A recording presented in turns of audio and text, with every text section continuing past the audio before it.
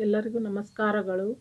ಮೊದಲಿಗೆ ನಮ್ಮ ಪರಮ ಪೂಜ್ಯ ಗುರುಗಳಾದಂಥ ಡಾಕ್ಟರ್ ಬ್ರಹ್ಮರ್ಷಿ ಪಿತಾಮಹ ಸುಭಾಷ್ ಪತ್ರಿಜಿಯವರಿಗೆ ನನ್ನ ಹೃದಯಪೂರ್ವಕ ಆತ್ಮಪೂರ್ವಕ ನಮಸ್ಕಾರಗಳು.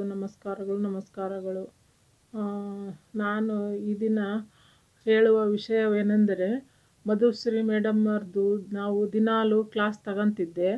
ಮಧುಶ್ರೀ ಮೇಡಮ್ಮರು ಮನಿ ಚಾಲೆಂಜಸ್ಸು ಕ್ಲಾಸ್ ಮಾಡಿದರು. ಆ ಕ್ಲಾಸನ್ನು ನಾನು ಕೇಳಿ ಇದನ್ನು ಮಾಡಿ ಅನುಭವಿಸಿದ್ವಿ. ಅದು ಧ್ಯಾನ ಮಾಡಿದ್ವಿ, ಹೆಚ್ಚು ಧ್ಯಾನ ಮಾಡಿದ್ವಿ. ಆಮೇಲೆ ನೀವು ಬರಲಾರದ ದುಡ್ಡು ಬರಬೇಕು ಅಂದರೆ ನೀವು ಚೆಕ್ ಬರೆದಿಡ್ರಿ ಅಂತ ಹೇಳಿದರು. ಅದಕ್ಕೋಸ್ಕರ ನಾನು ನಮ್ಮ ಮನೆಯಲ್ಲಿ ಬರ್ಬೇಕಾಗಿರೋ ದುಡ್ಡು ನಮ್ಮ ಮನೆಯವರಿಗೆ 5 ಲಕ್ಷ ರೂಪಾಯಿ ಬರಬೇಕಾಗಿತ್ತು. 2 ಲಕ್ಷ ರೂಪಾಯಿದು ಒಂದು ಚೆಕ್ಕು, 10,000ದ್ದು ಒಂದು ಚೆಕ್ಕು, 2 ಚೆಕ್ಕು ಬರೆದಿಟ್ಟೆ ನಾನು. ಬರೆದಿಟ್ಟರೆ ಒಂದು ಚೆಕ್ಕು 2 ಲಕ್ಷ ರೂಪಾಯಿ ಬರೋದು 5 ಲಕ್ಷ ರೂಪಾಯಿ ಬರಬೇಕಾಗಿತ್ತಲ್ಲ, 5 ಲಕ್ಷ ರೂಪಾಯಿ ಬಂತು. 10,000ದ್ದು 10,000ನೇ ಬಂತು.